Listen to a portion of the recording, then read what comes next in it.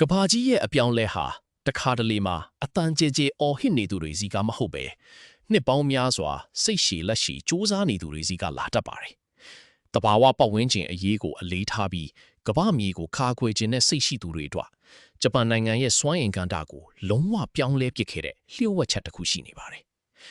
2011ခုနှစ်ဖူကူရှီမာနျူကလ িয়ার မတော်တဆမှုဖြစ်ပွားပြီးနောက်ဂျပန်နိုင်ငံဟာစွမ်းအင်ဆိုင်ရာအကျပ်အတဲတစ်ခုနဲ့ရင်ဆိုင်ခဲ့ရပါတယ်။အဲ့ဒီအချိန်မှာနျူကလ িয়ার စက်ရုံတွေအားလုံးရပ်နားသွားခဲ့ပြီးလူတွေရဲ့အာရုံစိုက်မှုဟာကမ္ဘာလေထုပြောင်းလဲမှုထက်နျူကလ িয়ার ဘေးအန္တရာယ်စီကိုပဲရောက်ရှိသွားခဲ့ပါတယ်။ဒီအခြေအနေဟာဂျပန်နိုင်ငံကိုစိုးရိမ်စရာကောင်းတဲ့လမ်းစုံတစ်ခုစီကိုတွန်းပို့လိုက်တယ်လို့ဖြစ်ခဲ့ပေမယ့်ဒီကြားထဲမှာလူမသိသူမသိပေါ်ပေါက်လာတဲ့ချင်းချောက်မှုတစ်ခုရှိနေပါတယ်။ နျူကလ িয়ার စွမ်းအင်နေရာမှာအစားထိုးဖို့အတွက်ကြောင်မီးသွေးသုံးလျှက်စစ်ဓာတ်အားပေးစက်ရုံအသစ်ပေါင်း90လောက်ထိတိစောက်ဖို့စီမံကိန်းတွေအလျင်အမြန်ပေါ်ပေါက်လာခဲ့ပါတယ်။ကာဗွန်ဒိုင်အောက်ဆိုက်ဓာတ်ငွေ့ဒီလိုပဲဒီစီမံကိန်းတွေကလူတွေအတွက်မမြင်နိုင်တဲ့အန္တရာယ်တွေဖြစ်နေခဲ့ပါတယ်။ဒီအခြေအနေကိုရင်ဆိုင်ဖို့အတွက်ကီမီကိုဟီရာတာနဲ့အဖွဲ့သားတွေဟာဂျပန်နိုင်ငံတဝန်းကကြောင်မီးသွေးစီမံကိန်းတွေကိုမြေပုံပေါ်မှာမှတ်တမ်းတင်ပြီးလူထုကိုအသိပေးခဲ့ပါတယ်။ဒါပေမဲ့လူတွေဟာရာသီဥတုပြောင်းလဲမှုထက်သူတို့ရဲ့နေ့စဉ်စားဝတ်နေရေးနဲ့အလုပ်အကင်အခွင့်အလမ်းတွေကိုပဲပိုပြီးစိတ်ဝင်စားကြပါတယ်။ဒါကြောင့်ဒီစီမံကိန်းတွေကိုတားဆီးဖို့အတွက်ရာသီဥတုအကြောင်းတင်မကပဲစီးပွားရေးဆိုင်ရာဆုံးရှုံးနိုင်ခြင်းနဲ့ကျန်းမာရေးထိခိုက်မှုတွေကိုပါချိတ်ဆက်ပြပြီးနီလန်းအသစ်နဲ့ချင်းကပ်ခဲ့ရပါတယ်။ဒါဟာဗန်ကြီးတွေကိုတုံ့လှုပ်စီမဲ့ view ဟာတစ်ခုရဲ့အစပဲဖြစ်ပါတယ်။2020ပြည့်နှစ်မှာတော့ဂျပန်နိုင်ငံရဲ့အကြီးဆုံးဘဏ်တစ်ခုဖြစ်တဲ့မီဇူဟိုဘဏ်ကိုရင်းနှီးမြှုပ်နှံသူတွေကတဆင့်ဖိအားပေးတဲ့လုပ်ငန်းစဉ်ကိုစတင်ခဲ့ပါတယ်။ပါရီသဘောတူညီချက် Paris Agreement နဲ့အညီ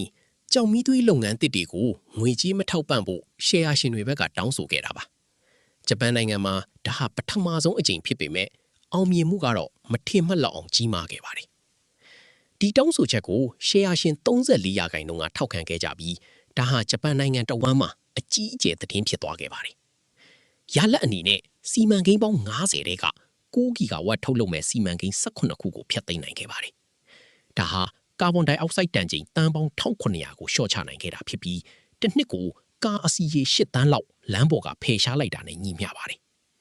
ဒါပေမဲ့စီမံကိန်းတွေကိုရပ်တန့်ရုံနဲ့မလုံလောက်သေးဘူးဆိုတာကိုသူတို့ကောင်းကောင်းသဘောပေါက်ထားပါတယ်။ကြောင်မီးသွေးကိုမလုံပါနဲ့လို့ပြောရုံတင်မဟုတ်ပဲခိုင်မာတဲ့အစားထိုးအဖြေတစ်ခုကိုပေးနိုင်ဖို့အတွက် Climate Integrate ဆိုတဲ့အဖွဲ့အစည်းကိုတည်ထောင်ခဲ့ပါတယ်။အခုဆိုရင်ဂျပန်နိုင်ငံရဲ့မြို့3မြို့မှာပြန်လည်ပြည့်ဖြိုးမဲ့စွမ်းအင်တွေကိုလက်တွေ့ကျကျအသုံးချနိုင်ဖို့ပူးပေါင်းဆောင်ရွက်နေပါပြီ။အဲ့ဒီမြို့3မြို့အကြောင်းကိုပြောပြရရင်ပထမဆုံးအနေနဲ့တိုယိုအိုကာမြို့မှာတဘာဝပတ်ဝန်းကျင်ကိုအခြေခံတဲ့ခရီးသွားလုပ်ငန်းနဲ့ကာဗွန်လျှော့ချရေးကိုလှုံ့ဆော်နေပါတယ်။ဒုတိယချက်အနေနဲ့အီချီကာဝါမြို့မှာအင်ခေါမိုးပေါ်နေရောင်ခြည်စွမ်းအင်သုံးစနစ်တွေကိုတက်ဆင်ဖို့မြင့်တင်နေပါတယ်။တတိယချက်ကတော့ဆာခါတာမြို့မှာပင်လယ်ပင်လေယာဉ်လက်စစ်စီမံကိန်းတွေကတဆင်ဒေတာဝိုင်းစီးပွားရေးကိုပြန်လဲရှင်သန်အောင်စ조사နေတာပဲဖြစ်ပါတယ်။